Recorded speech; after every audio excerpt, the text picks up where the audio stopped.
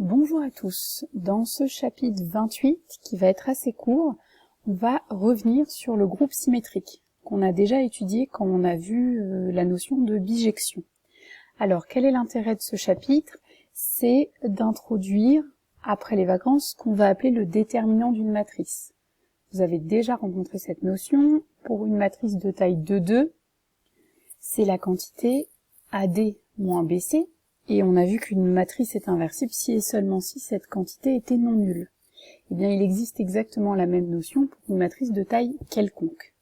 Alors, pour définir le déterminant, on a besoin de revenir sur le groupe symétrique. Donc, c'est pour ça que je fais ce chapitre 28. On fera pas le déterminant tout de suite après, on le gardera pour après les vacances. Mais c'est pour occuper les quelques jours qui va rester avant les vacances. Alors, tout d'abord, je vais revenir sur la définition du groupe symétrique. Donc je vous rappelle, on travaille avec l'ensemble 1n. On appelle permutation de 1n toutes les bijections de l'ensemble 1n dans l'ensemble 1n. L'identité, par exemple, est une permutation de 1n. Et on appelle groupe symétrique, et on le note S indice petit n, l'ensemble des permutations. Donc, tout ce que vous savez sur les bijections est vrai en particulier pour le groupe symétrique.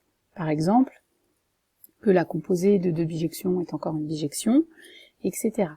Tout ce que vous savez sur les ensembles de cardinal finis est vrai également pour Sn, parce que vous voyez là on est en train d'étudier les bijections d'un ensemble de cardinal fini dans le même ensemble, donc de même cardinal. Et donc on a vu des propriétés. Alors première chose importante, les permutations, on les représente sous forme de matrice. Donc vous imaginez, en haut on met 1, 2, 3, 4 jusqu'à n, et en dessous on met la valeur sigma 1, la valeur sigma 2, jusqu'à la valeur sigma n. Donc l'identité par exemple, elle est représentée par cette matrice.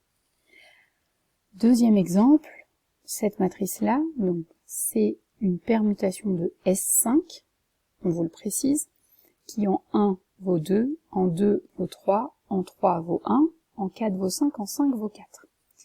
Première question, puisqu'on sait que cette application est une bijection, quelle est sa bijection réciproque?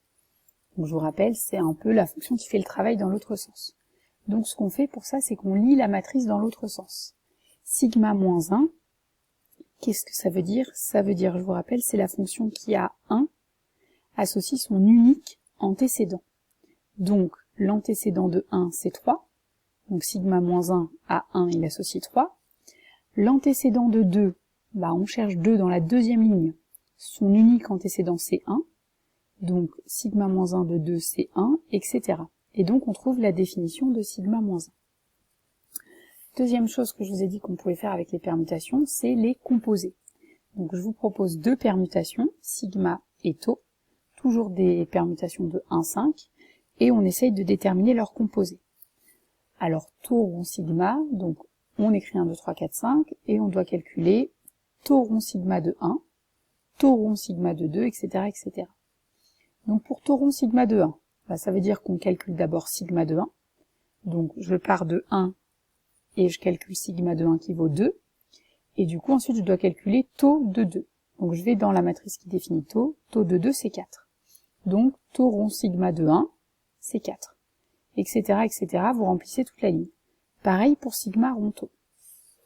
Première chose qu'on note, eh bien, les permutations ne sont pas toutes commutatives, puisque tau rond sigma n'est pas égal à sigma rond tau.